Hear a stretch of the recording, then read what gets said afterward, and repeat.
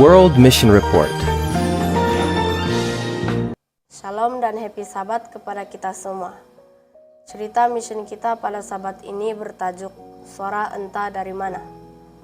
Cerita mission ini ditulis oleh Andrew McChesney. Lilia tidak percaya kepada Tuhan. Dia langsung tidak memikirkan tentang iman.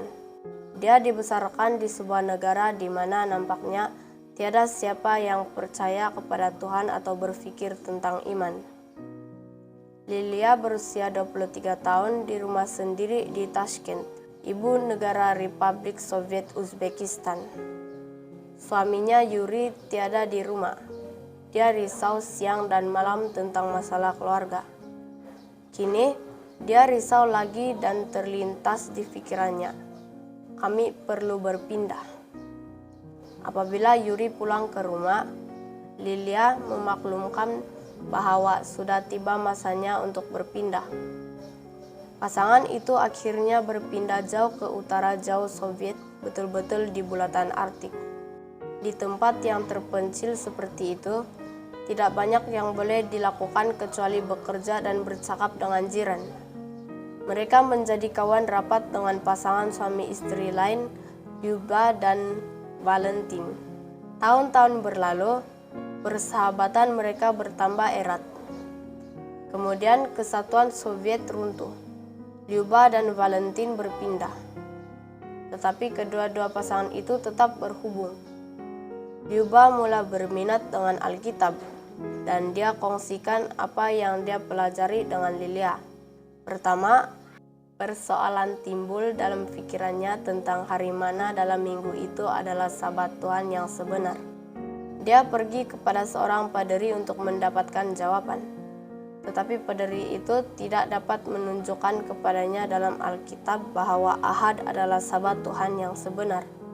Tidak lama kemudian, dia melihat papan tanda buatan sendiri yang menawarkan pembelajaran Alkitab di perhentian bus. Dia pergi ke alamat itu dan menemui sekumpulan Seventh-day Adventist. Soalannya tentang hari Sabat Tuhan yang sebenar telah dijawab daripada Alkitab. Maka dia memberikan hatinya kepada Yesus dalam pembaptisan. Lyuba dengan teruja memberitahu Lilia tentang kepercayaan baharunya.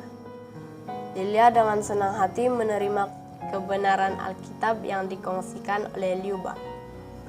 Tetapi dia tidak mempunyai kepercayaan sendiri. Dia tidak mengenali Tuhan, dan dia tidak melihat sebab untuk mengikut dia atau memelihara hari Sabat. Kemudian Lyuba dan suaminya kehilangan pekerjaan dan mengalami masa-masa sukar.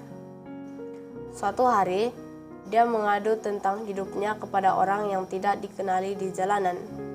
Keesokan harinya, orang asing itu, seorang wanita bernama Nadia, datang ke rumahnya dengan beg berisi kentang dan lobak merah. Persahabatan yang mendalam terbentuk.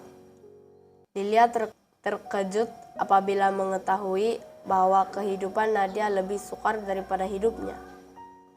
Namun Nadia dipenuhi dengan kedamaian dan kegembiraan. Lilia mengetahui bahwa Nadia adalah seorang Seventh-day Adventist. Kemudian Lyuba membuat lawatan khas untuk berjumpa dengan Lilia. Dia membawanya ke gereja Adventist yang baru dibuka di bandar itu. Lilia mulai menghadiri setiap Sabat. Pada masa ini, Lilia telah menjadi seorang nenek. Dia menikmati khotbah Sabat dan persekutuan. Tetapi dia tidak mempunyai kepercayaan sendiri. Dia tidak mengenali Tuhan. Kemudian tragedi melanda. Anak perempuan Lilia kehilangan bayi sejurus sebelum dilahirkan. Kemudian dia kehilangan anak kedua semasa mengandung. Selepas itu, dia hamil semula dan mulai menghadapi komplikasi. Lilia tidak boleh berdiam diri. Dia berseru dengan kuat, "Tuhan, selamatkan anak ini. Jangan biarkan dia mati."